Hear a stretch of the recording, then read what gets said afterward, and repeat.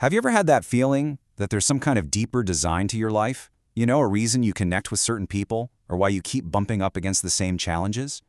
Today, we're going to explore a spiritual framework that offers a really powerful way of looking at everything, from our greatest loves to our deepest pains.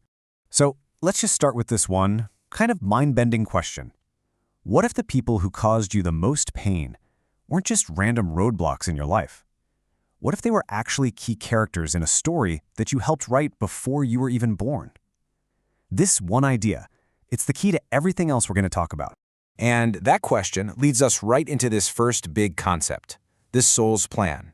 The idea here is that our most important relationships, yep, the good ones and the really, really hard ones, they aren't accidents, they're appointments. Their agreements are souls made long before we ever showed up here. And this, right here, shows you just how massive that shift in perspective is. From down here, the human view, a tough relationship just feels mysterious, totally unfair, and honestly just painful.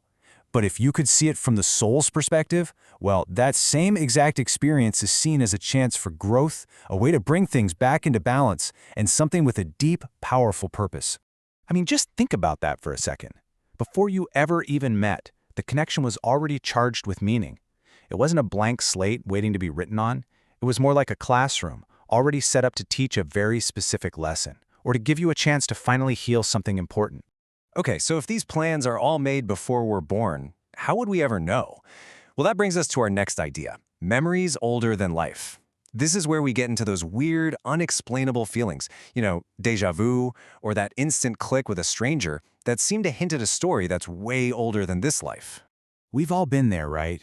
You meet someone new, and there is just this deep, immediate sense of recognition that your brain cannot explain.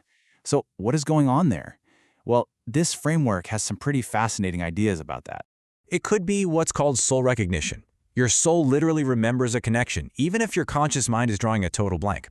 Or maybe it's an archetypal pattern, where you meet someone who embodies a key theme for your own inner journey. It could even be a buried emotional memory from a past experience bubbling to the surface, or some kind of direct spiritual message. The point is, whatever the source, those feelings aren't just random static. They're signals from somewhere much, much deeper. And now we get to what is probably the toughest part of this whole idea, the question of repeating pain. I mean, if the soul is here to learn and grow, why does it seem like we get stuck in the same painful pattern, sometimes for a whole lifetime? From our human point of view, it seems absolutely insane, right? Maybe even a little cruel. Why in the world would any being voluntarily sign up to experience the same hardship over and over again? It's a question that really tests this whole idea of a loving spiritual plan. But here it is. This is the big shift. The soul returning to a painful situation isn't about punishment. It's not about cruelty. It's about one thing, freedom.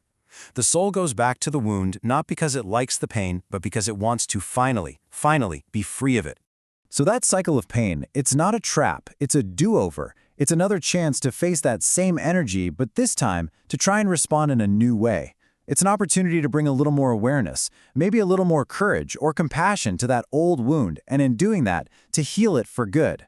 And that leads us to the key that unlocks the whole cycle, forgiveness. But this isn't the kind of forgiveness we usually talk about. This is a really deep, internal act of release that absolutely does not mean pretending what happened was okay. First off, let's be crystal clear about what this kind of forgiveness is not. It is not saying what happened was fine. It is not forgetting the pain. It is definitely not excusing someone's actions, and it is absolutely not a sign of weakness. Those are all myths that make real forgiveness feel almost impossible. No, what forgiveness really is an act of power for yourself. It's about you deciding to release that toxic resentment from your own heart. It's you choosing to end the chain of pain so you don't keep carrying it. It's a courageous choice to claim your own inner freedom and finally truly move forward. So when you start to put all these pieces together, the soul plans, the echoes from other lifetimes, the lessons that repeat, and the power of real forgiveness, a whole new picture starts to come into focus. We land on this one really powerful metaphor. Life is a classroom for the soul. And when you start to see life this way, even just as a little experiment, it can fundamentally change how you experience everything. Your relationship with fear starts to shift.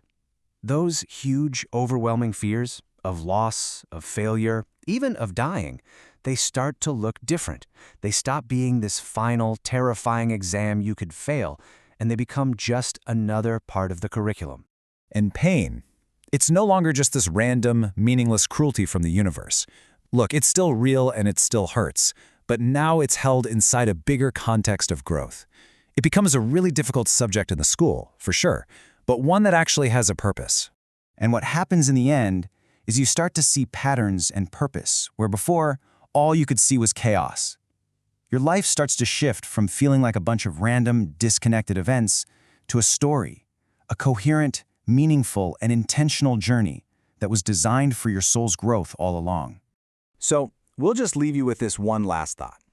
In those moments when you feel the most doubt, the most confusion, or the most pain, just consider this. What if your journey has always had a map?